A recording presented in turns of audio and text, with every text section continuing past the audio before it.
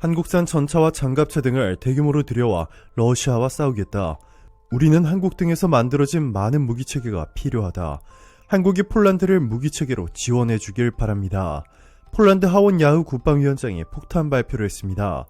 조지아에 이어 우크라이나를 침공한 러시아의 다음 목표는 발트 3국과 폴란드라며, 폴란드가 최근 국토안보법 입법을 통해 국방 예산을 확대하고 병력을 30만 명으로 늘리는 등 국방력 강화에 돌입했다고 밝혔습니다. 이에 러시아가 폴란드를 치기 전 국방력을 대폭 강화하기 위해 한국산 무기를 대규모로 사들인 뒤 역으로 러시아를 먼저 칠 수 있다고 일부 전문가들은 주장하기 시작했는데요. 폴란드의 동쪽으로는 친러시아국인 벨라루스가 가로막고 있지만 폴란드 동북부 국경은 리투아니아 그리고 라트비아가 있기 때문에 이들 국가를 거쳐 러시아의 수도 모스크바까지 순식간에 진입할 수 있습니다. 지난 수십 년 동안 폴란드군의 변화를 보시면 10년 전부터 갑자기 늘어나고 있는 것을 확인할 수 있습니다. 이때부터 폴란드는 한국산 무기를 대규모 사들이기 시작했는데요. 특히 폴란드는 러시아가 우크라이나의 크림반도를 침공하자 즉시 한국으로부터 K9 자주포 120대를 3,500억 원에 구입했습니다. K9 자주포는 사거리 40km로 세계에서 가장 강력한 자주포 중 하나로, 러시아산 자주포는 좌표를 확인한 뒤에 화포 방향을 표적으로 돌리고 포탄을 장전하는 등의 과정을 거치는데 무려 10분 이상 소요됩니다.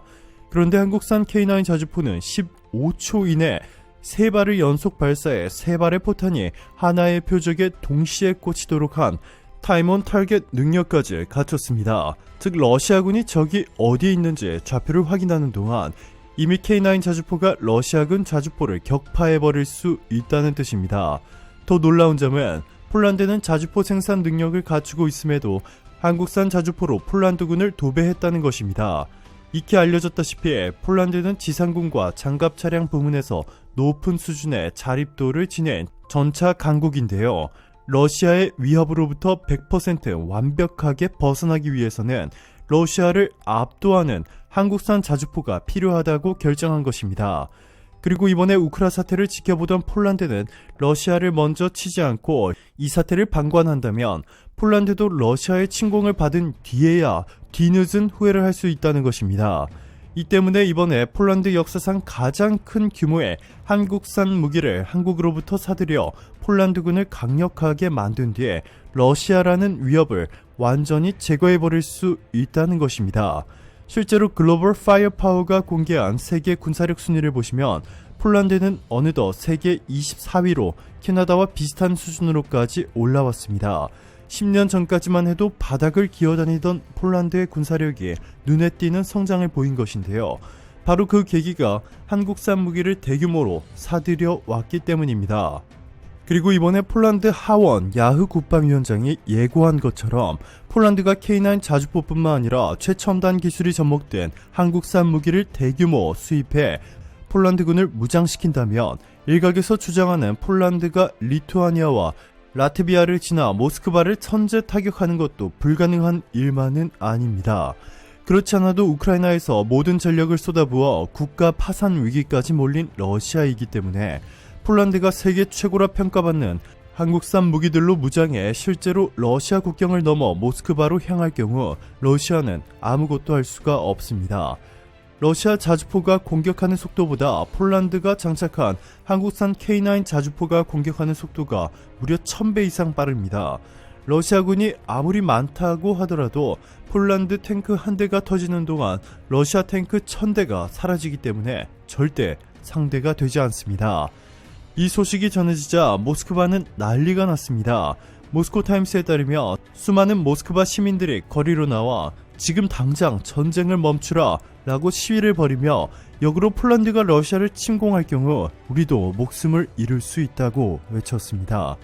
푸틴의 야망 때문에 죄 없는 러시아 시민들이 희생될 수 있다는 것입니다. 상황이 이런데도 푸틴 러시아 대통령은 충격적인 결단을 내렸습니다. 러시아가 심혈을 기울여 개발해온 회심의 무기인 극초음속 미사일을 실전에서는 처음으로 우크라이나에 발사했습니다. 핵탄두 장착이 가능한 것으로 알려져 국제사회의 맹비난을 받고 있는데요. 이름은 킨잘, 음속의 10배, 기존 미사일 방어망으로는 막을 수도 없어 푸틴이 이상적인 무기라고 칭찬한 킨자를 러시아가 실전에선 처음으로 우크라이나에 발사했습니다. 러시아 국방부는 우크라이나 서부 이바노 프란키우스크 외곽 델리아틴의 미사일과 항공기 탄약 저장고를 킨잘 미사일로 파괴했다고 발표했습니다. 우리를 충격에 빠뜨린 것은 이뿐만이 아닙니다. 러시아와 중국이 세계 주요 나라의 경제 제한 조치에 대응하기 위해 단일 통화 정책을 추진한다는 보도가 나왔습니다. 러시아 관영 매체 스푸트니크의 일본 지사는 16일 러시아가 주도하는 유라시아 경제연합 회원국들이 중국과 함께 자유로운 국제 통화 재정 시스템을 구축하기 위한 단일 통화 도입 프로젝트를 추진하고 있다고 보도했습니다. 자, 그런데 이는 사실상 중국이 위안화를 기축 통화로 만들려는 수단으로 이를 조건으로 러시아의 군사 지원까지 검토한 사실이 밝혀졌습니다. 우크라이나를 침공한 러시아에 중국이 군사 원조를 검토하고 있다는 주장을 뒷받침할 근거를 유럽연합 회원국들이 확보했다고 미국 정치 전문 매체 폴리티코 유럽판이 18일 보도했습니다.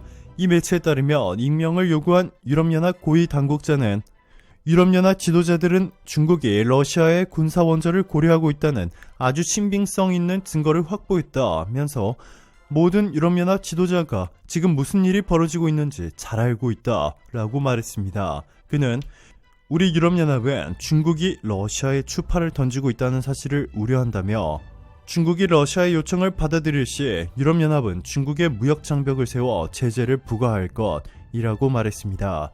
이뿐만이 아닙니다. 러시아는 최근 자신들을 칠 수도 있는 폴란드에 대규모 무기 공급을 약속한 한국을 대상으로 제재를 강화하고 있는데요. 러시아는 한국 기업이 러시아에서 가지고 있는 모든 특허를 무단으로 사용해도 된다는 황당한 법령을 발표했습니다. 법령에 따르면 한국 기업이 소유한 특허 기술을 러시아 기업들이 허락 없이 사용하더라도 보상금을 지급할 필요가 없다는 것입니다. 너무나 충격적인데요. 한국의 삼성이 보유한 세계 최고의 스마트폰, 가전제품 제조 기술과 현대차가 수십 년 동안 막대한 자금과 인력을 투자해 러시아 극한의 추위에서도 아무런 결함 없이 안전하게 운행할 수 있는 자동차 기술 등을 무단으로 러시아가 탈취해 가겠다는 것입니다. 이게 다가 아닙니다. 러시아는 기술 집약적 특허 발명을 실시할 수 있는 충분한 인프라를 갖추고 있습니다.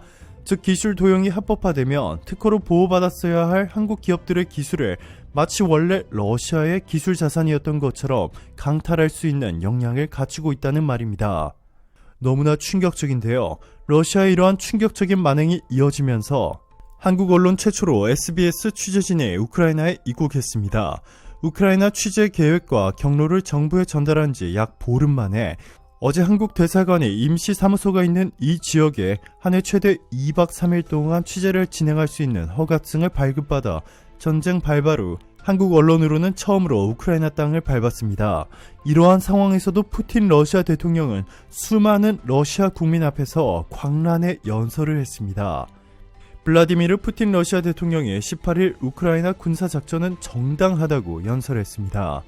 그는 우크라이나가 친러시아 성향 반군이 장악한 동부 돈바스에서 제노사이드 대량 학살을 저질렀다며 이번 침공을 가리켜 해방이라고 표현했습니다. 푸틴 대통령은 크림반도 귀속 이후 우크라이나 동부 돈바스 지역의 주민들도 독립을 추진했으나 친서방 우크라이나 정부가 이들을 상대로 제노사이드를 자행했다고 주장했습니다.